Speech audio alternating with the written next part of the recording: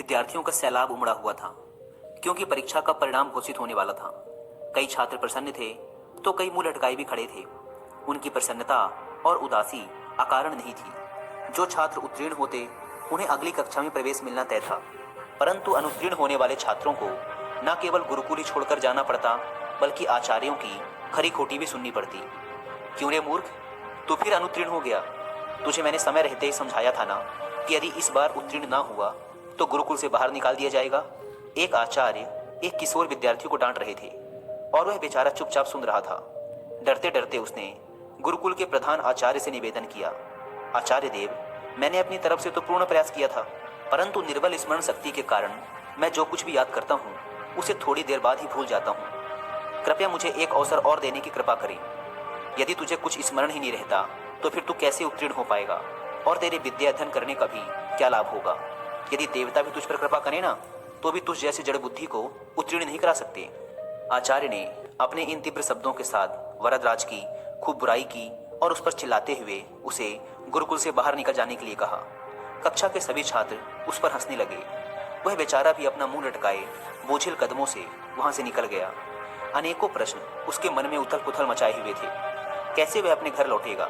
माता पिता को जाकर क्या उत्तर देगा? जब लोगों को पता चलेगा कि उसे गुरुकुल से निकाल दिया गया है तब वह कैसे उनका सामना कर पाएगा? वरदराज का हृदय बैठा जा रहा था। आखिर उसने अपनी ओर से तो भरसक प्रयत्न किया था, रात रात भर बैठकर पढ़ाई की थी, लेकिन यदि फिर भी उत्तीर्ण ना हो सका तो वह क्या कर सकता था?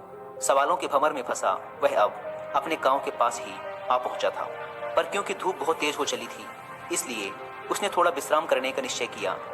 गर्मी की इस तपती दोपहर में सूरज की तेज रोशनी सबको जला रही थी, पर यहाँ भूख भी उसे बेहाल किए हुए थी।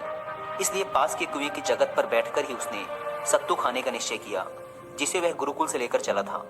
कुएं पर कई लोग खड़े थे। प्यास के मारे सब बेहाल थे, इसलिए बार बार डेगची कुएं में डालते और शीतल जल निकाल कर पीते। रस्सी के बार बार रगड़ने से कुएं के किनारे लगा पत्थर भी घिसने लग गया था। लोग जितना पानी निकालते पत्थर उतना ही घिसता जाता। वरदराज चुपचाप बैठा यह सब देख रहा था। अचानक ही उसके मन में एक विचार आया। वह सोचने लगा, यदि केवल जूट की बनी एक रस्सी से कठोर पत्थर घिस सकता है तो यदि मैं परिश्रम करूं तो क्या सफल नहीं हो सकता? आखिर दिमाग पत्थर से ज्यादा कठोर तो है नहीं। वरदराज के मन में आशा की ज्योति जगमगा उठी। वह उठ खड़ा हुआ और तुरंत ही उसने निश्चय किया कि वह वापस गुरुकुल लौट जाएगा और फिर से अध्ययन आरंभ करेगा। वह घर के समीप आ गया था, पर घर न जाकर वापस गुरुकुल लौट आया। उसके साथी उसे देखकर आश्चर्यचकित थे।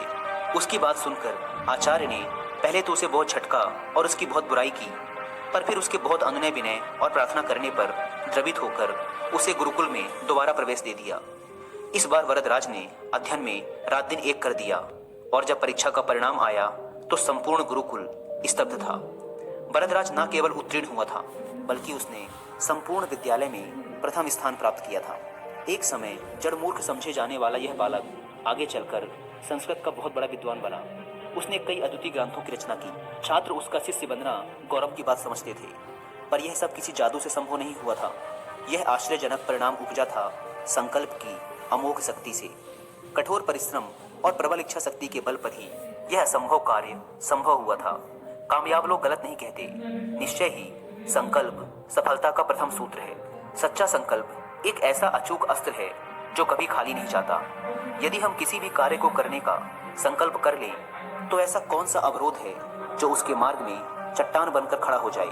निसंदेह कुछ भी नहीं। करोड़ों युवाओं के प्रेरणा स्रोत स्वामी विवेकानंद जी ने एक बार कहा था, मुझे पूर्ण विश्वास है कि ब्रह्मांड में कोई भी शक्ति किसी भी व्यक्ति को उस चीज को हासिल करने से नहीं रोक सकती जिसका वह वास्तव में हकदार है। यदि मन अपनी पूर्ण क्षमता में जागृत है तो हर चीज पाई जा सकती है। पहाड़ों को भी खाक में मिलाया जा सकता है। संकल्प दूसरी किसी भी चीज से ज्यादा शक्तिशाली है।